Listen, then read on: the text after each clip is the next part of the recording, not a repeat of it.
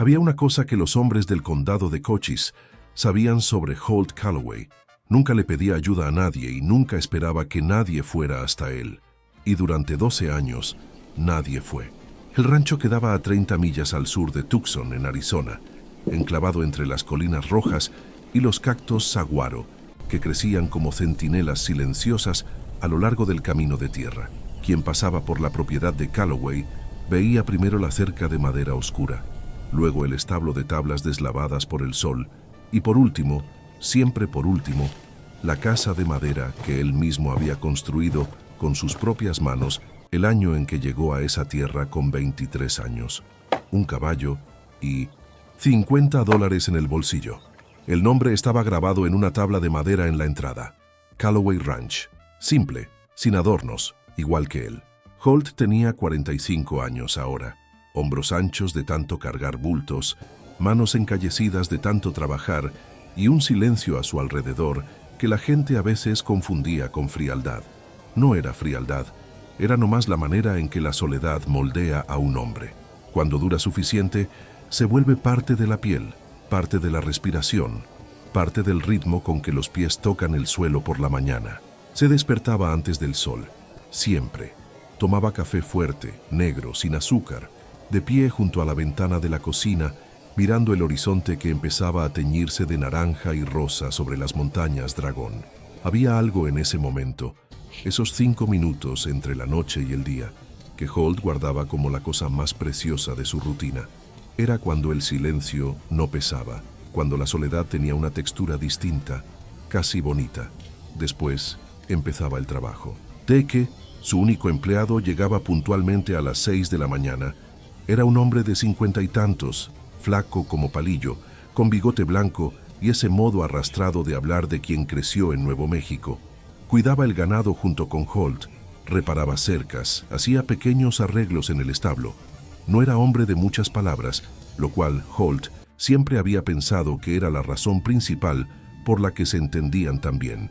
La cerca del potrero norte se dio otra vez, dijo Deke una mañana de septiembre, echando la silla sobre el caballo bayo sin mirar al patrón.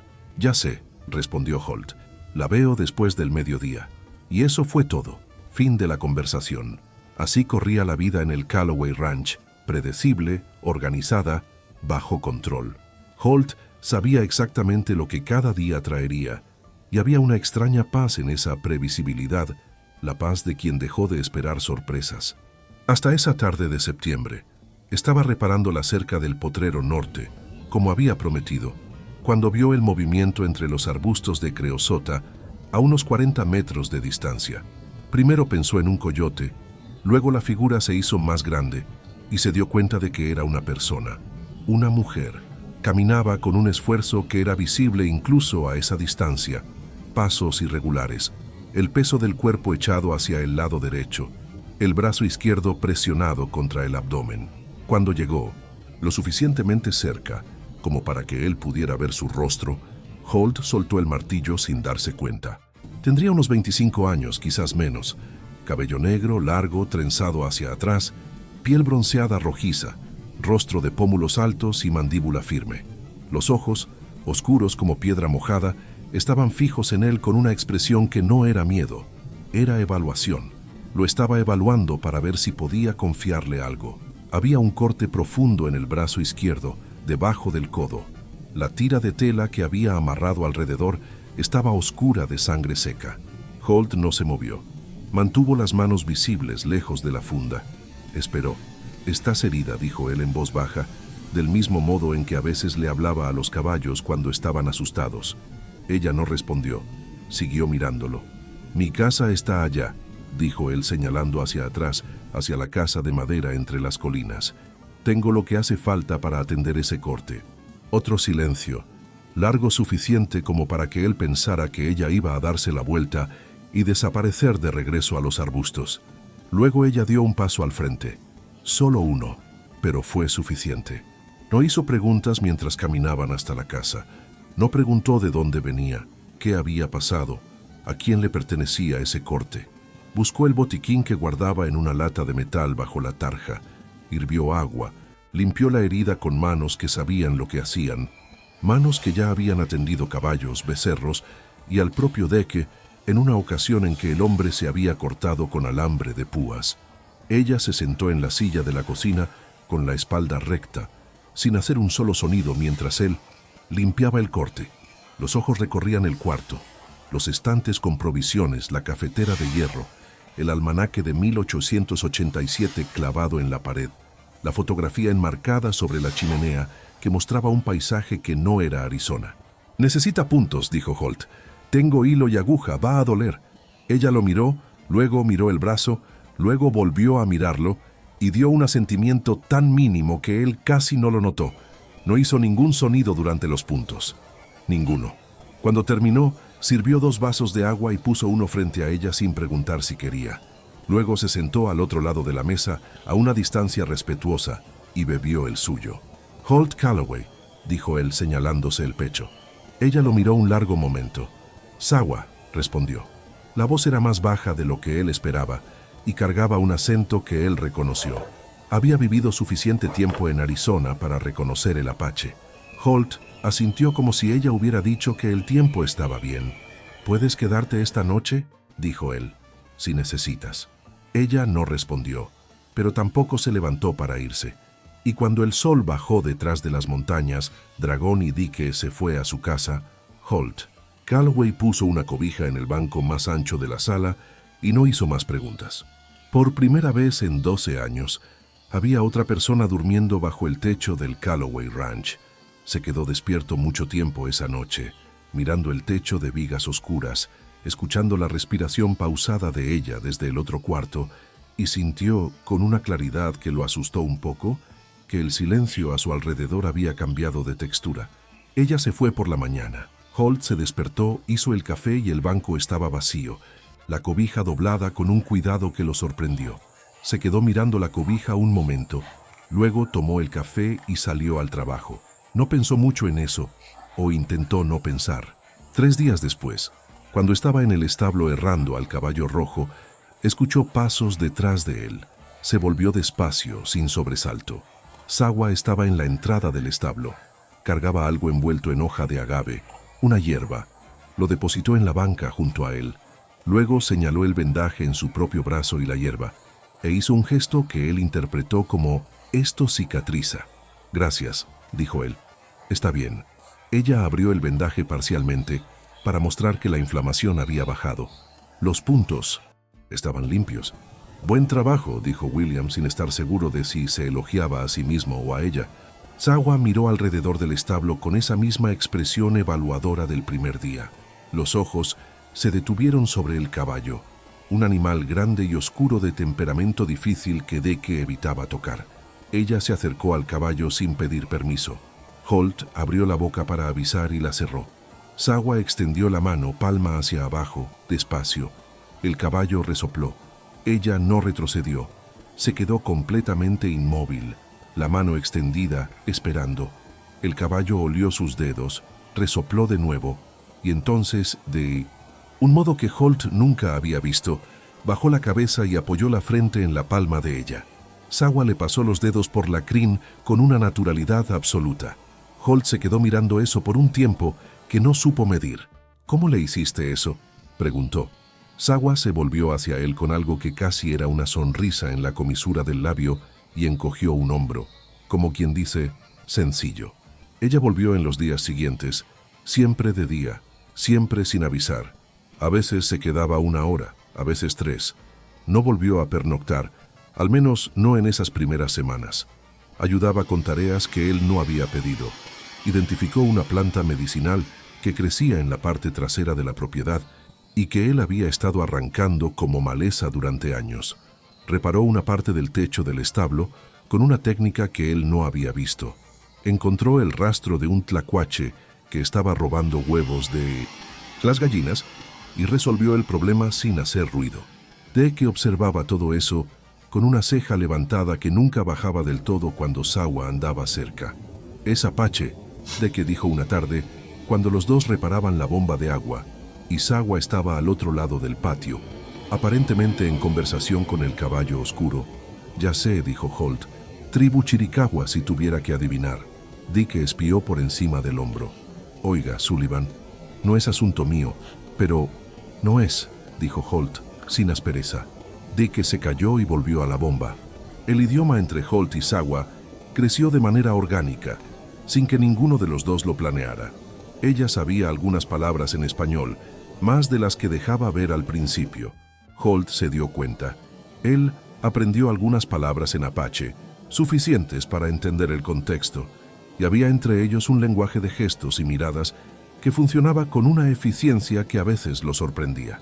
Fue en una tarde, casi 6 semanas después de la primera noche, que ella trajo la primera historia. Estaban sentados en la galería, una de las pocas concesiones que Holt había hecho a la idea de comodidad cuando construyó la casa, viendo el sol bajar sobre las colinas.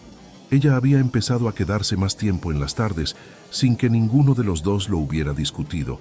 Sawa habló en apache despacio, eligiendo las palabras con cuidado. Él entendió partes, imaginó otras, pero entendió. Suficiente para saber que describía el lugar de donde venía, no la reserva, sino un lugar anterior, un valle con un río que ella describió con las manos, abriendo los brazos para mostrar el ancho. «Tu gente», dijo él, «tu familia está allá». Ella hizo una pausa. Luego dijo una palabra que él entendió bien. «Algunos». Había una historia ahí que ella no estaba contando, y él no preguntó. Él mismo tenía historias que no le contaba a nadie.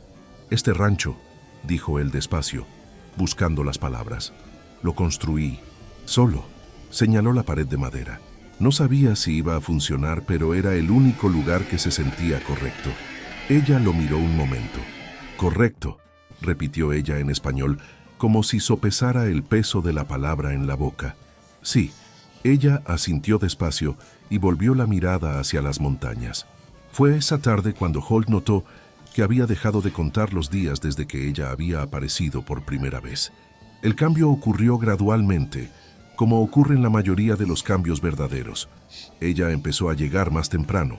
A veces, cuando él iba a hacer el café antes del sol, había huellas frescas en el patio de tierra. Ella había llegado y se había ido antes de que él despertara, dejando algo. Un manojo de hierbas, una piedra lisa de color inusual, una vez un cuero trabajado con un patrón geométrico que él no supo nombrar, pero que era, con toda la claridad del mundo, algo hecho con cuidado. Una mañana ella estaba en la cocina cuando él bajó. Estaba de espaldas a él moviendo algo en el fogón. Había traído cosas. Holt vio los envoltorios en la mesa y ella los preparaba. La cocina olía diferente, especias que no conocía, algo que recordaba al pino y a la tierra.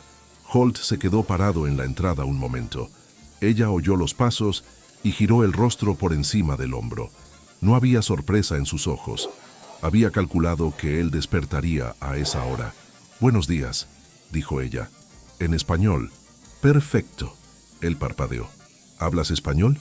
Ella se volvió de vuelta al fogón. «¿Algo?» «Más que algo», dijo él, con una voz que no tenía acusación, solo una especie de diversión cautelosa. «Aprendo rápido», respondió ella, y había definitivamente algo en la comisura de su boca que era una sonrisa contenida. Holt se sentó en la silla de la cocina, la misma en que ella se había sentado aquella primera noche, y se pasó la mano por la cara para esconder que él también tenía ganas de sonreír. La tribu fue a ver a Holt Calloway una mañana de octubre. Estaba en el potrero cuando vio los 5 jinetes llegar por el camino principal, no deprisa, no en postura de amenaza, sino con esa lentitud deliberada de quien quiere ser visto antes de llegar. Holt se quedó donde estaba, con las manos lejos de la funda, y esperó. El hombre que encabezaba el grupo tendría unos 50 años, piel muy oscura, cabellos con plata en las sienes, la postura de alguien que había pasado décadas siendo obedecido sin necesitar pedirlo. Desmontó sin prisa y se quedó a unos 5 metros de Holt. Los otros 4 se mantuvieron a caballo. «Calloway», dijo el hombre en español preciso y pesado, «soy Oskai, tío de Sawa». Holt asintió, mantuvo los ojos en el hombre, las manos visibles. «Sawa ha pasado tiempo en esta tierra, Oskai», dijo Holt. No era pregunta. «¿Por qué?» Holt pensó la respuesta un momento. «Porque ella quiso», dijo. «Nunca le pedí que se quedara, nunca le impedí que se fuera». Oskai lo estudió con una atención que recordaba la de Sawa, esa evaluación directa, sin cortesía vacía, sin juego.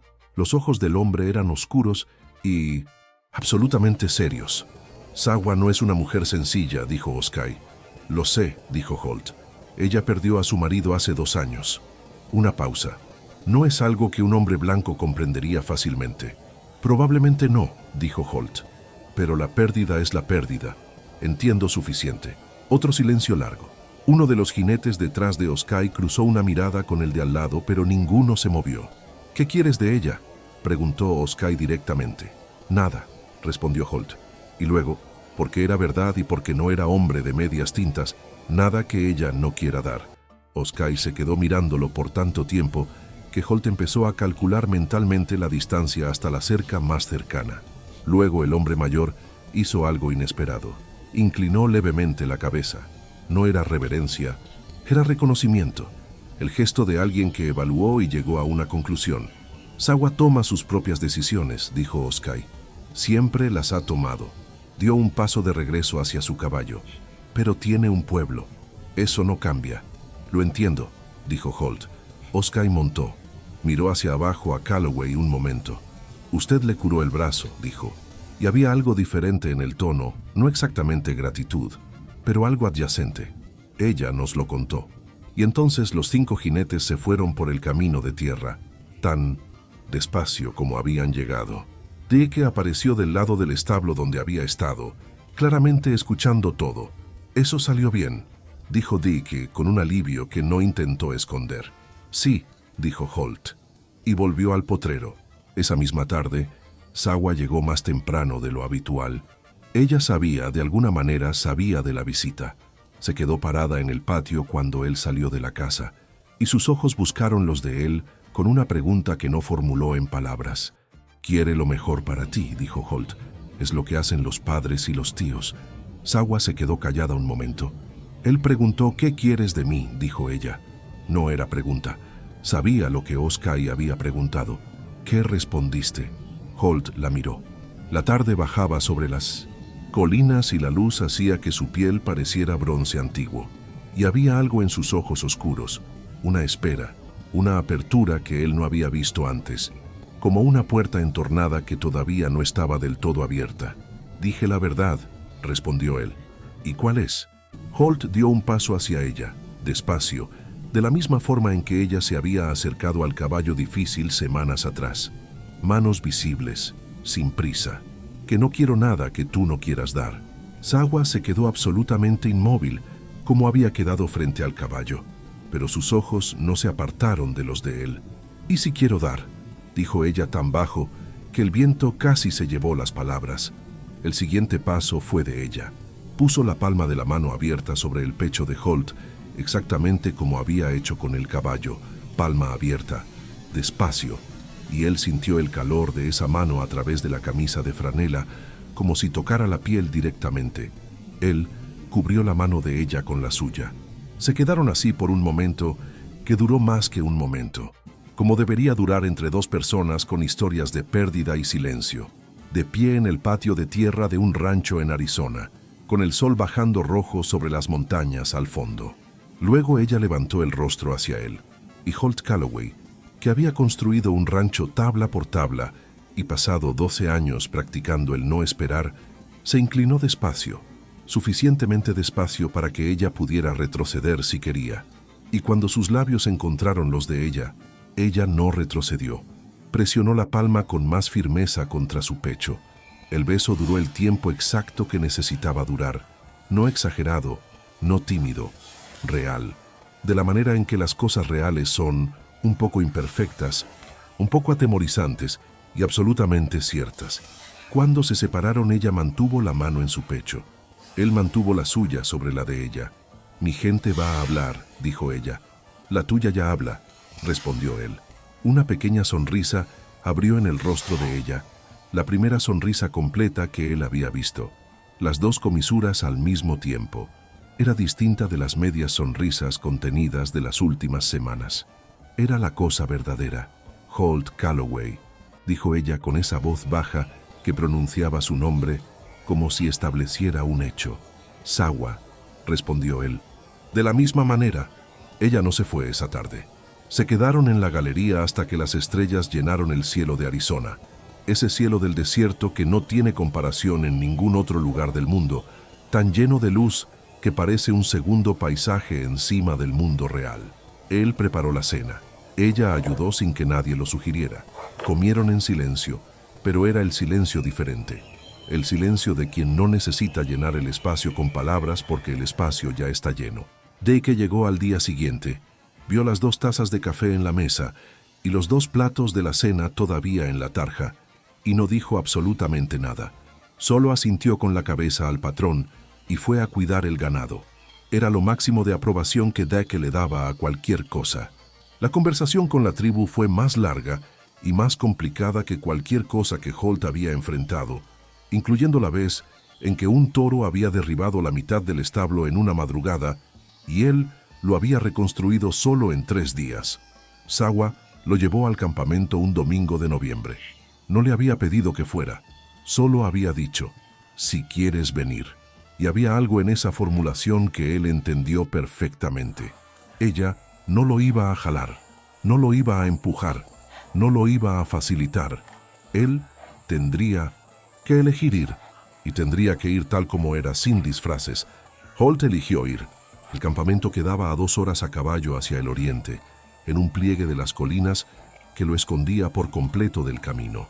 Había más gente de la que esperaba, quizás 30, 40 personas. Fogatas, estructuras de cuero y palo, caballos atados, el olor a carne ahumada y pino ardiendo. Cuando llegaron, el silencio se instaló con una rapidez que habría sido intimidante para un hombre diferente. Holt desmontó, mantuvo las manos visibles. Había aprendido que ese era el primer idioma, universal. Se quedó de pie junto a su caballo y no intentó hablar.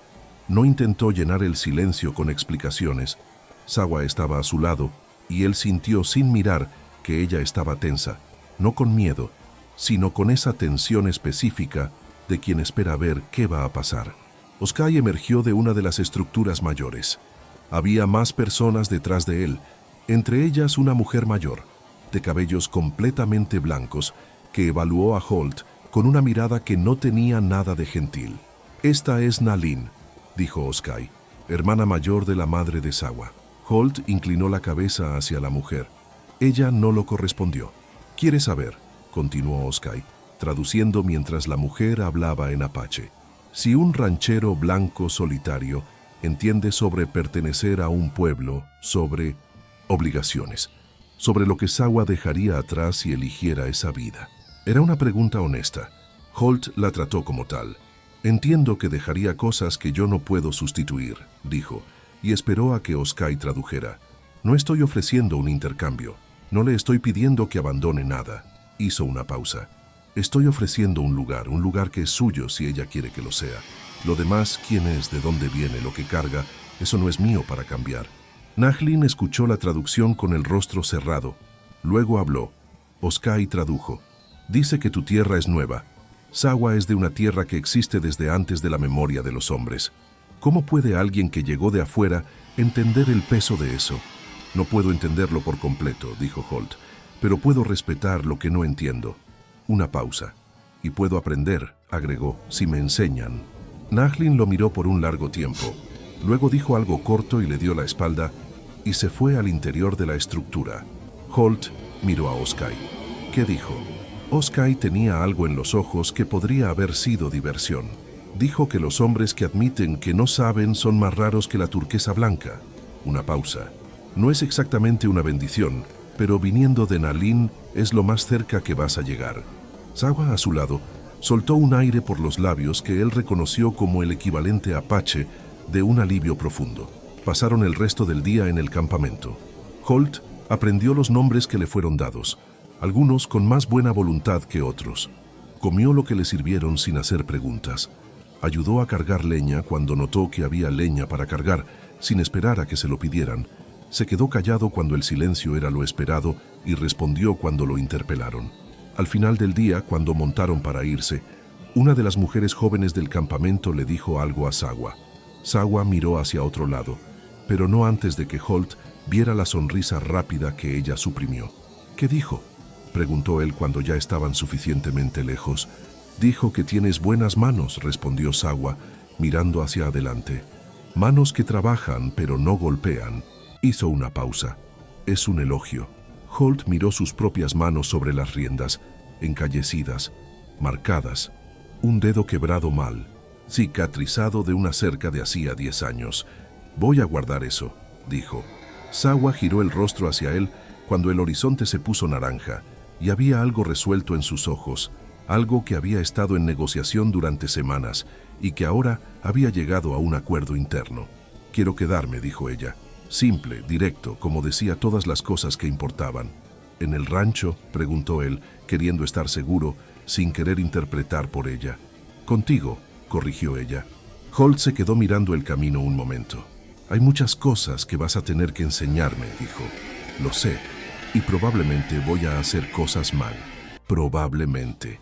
Y Nahlin va a seguir mirándome como si fuera un problema por resolver. Sawa dejó aparecer la sonrisa del todo esta vez. Definitivamente. Él se pasó la mano por la crin de su caballo y asintió despacio. Está bien. Ese fin de semana, Sawa volvió al campamento. Se quedó 2 días. Y luego llegó al Calloway Ranch con un bulto atado a las ancas de su caballo. Ropa, pertenencias, las hierbas que cultivaba. Una cobija de patrón geométrico que Holt reconoció como el mismo patrón del cuero que ella había dejado semanas atrás. Dick estaba arreglando la bisagra del portón. Cuando ella llegó, dejó de trabajar, miró el bulto, la miró a ella, miró al patrón. Voy a necesitar un estante más en el establo, dijo Holt, sin explicación. Lo hago esta tarde, respondió Dick, y volvió a la bisagra. Era la máxima ceremonia que el Calloway Ranch admitía. En los meses que siguieron, el rancho cambió de un modo que Holt no había anticipado. No de manera dramática, no de repente, sino de la forma en que cambian las cosas vivas, gradualmente, naturalmente, de modo que un día miras alrededor y te das cuenta de que el lugar es diferente, sin poder señalar exactamente cuándo ocurrió cada cosa. Había hierbas medicinales creciendo en hileras organizadas en la parte trasera de la casa, que Sawa había plantado siguiendo un conocimiento que venía de generaciones anteriores. Había un sistema de riego distinto para la huerta, más eficiente que el que Holt había improvisado años atrás. El caballo oscuro que Deck todavía evitaba y que Holt trataba con cautela se había vuelto completamente manso en manos de Sawa, y ella lo montaba cada mañana con una naturalidad que hacía parecer que el animal había estado esperándola. Oskai apareció en el rancho 3 veces durante esos meses, nunca sin aviso previo. Siempre había una señal que Sawa entendía y que Holt estaba aprendiendo a reconocer. Las visitas eran breves, prácticas. En la tercera, Oskai trajo un regalo. Un cuchillo de mango trabajado que Holt entendió, por la manera en que Sawa se quedó en silencio cuando lo vio, que había pertenecido al marido de ella. Que ella lo guarde bien, dijo Oskai, entregando el cuchillo a Holt.